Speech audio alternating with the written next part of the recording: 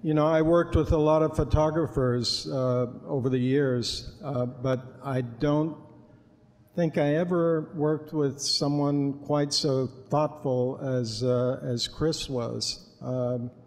I'll just read a couple of things he writes in Testament. He talks in a very high-minded way about what he does, and he says he's dedicated to revealing the human nature and shared humanity of the people he's photographing.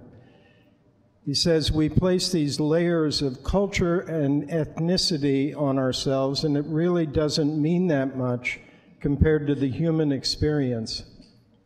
There aren't too many photographers who can speak so eloquently, or too many writers for that matter.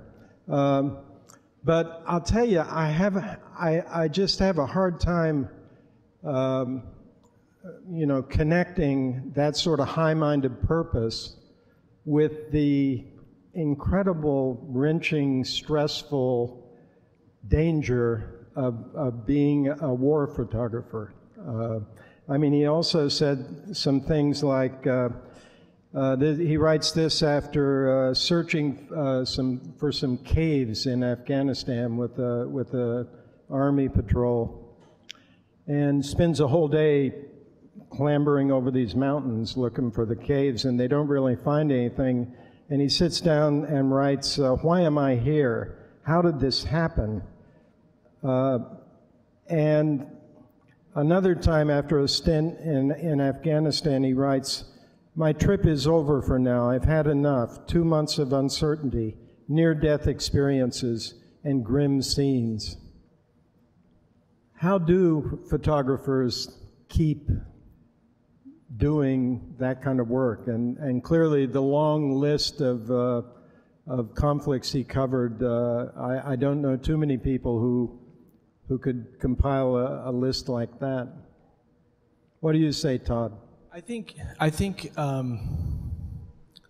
when he says, it's interesting because I was before coming here, I was thinking a lot about Chris and what drove him, and it's going to be contradictory to what he wrote, but maybe that's because it's his younger self before I knew him. But you know, the Chris Hondros that I knew, what I think about him is that I think he always did know why he was there and why he was going to a place, and I think that's what really kept him going, because he had a real knowledge and awareness and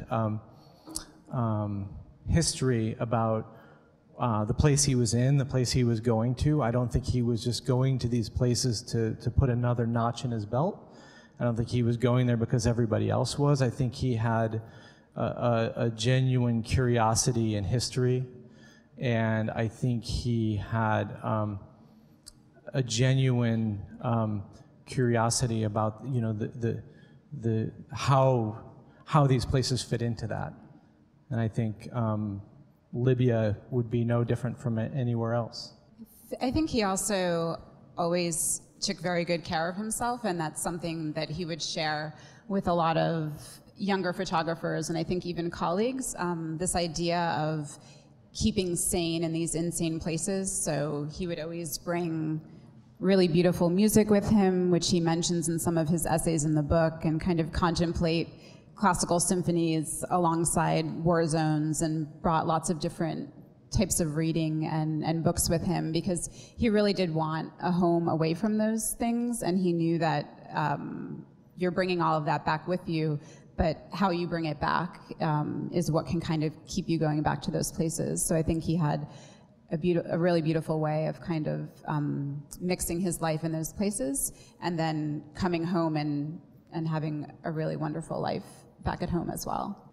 I think that he was a penultimate, he was intellectual, he was curious, and I think that curiosity drove him. Even when he was back in New York, his mind was always working. He wasn't someone who could just, he could relax easily, but he could also, he needed to understand things. He wanted to go to different places, and again, it wasn't for a notch on the belt, it wasn't for the adrenaline, but he just had this intense curiosity about people.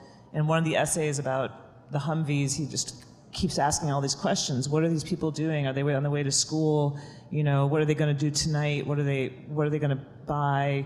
And not even from a perspective of pity or anything like that, but just more a curiosity. And I think that curiosity drove him, whether it was Iraq, which he visited, I think, 12, 11 times, even when it wasn't a big story anymore, and to all the places he went. He just really, he wrote me from Libya just talking about the architecture and being excited about it and wondering how people lived during peacetime, you know, and I think that he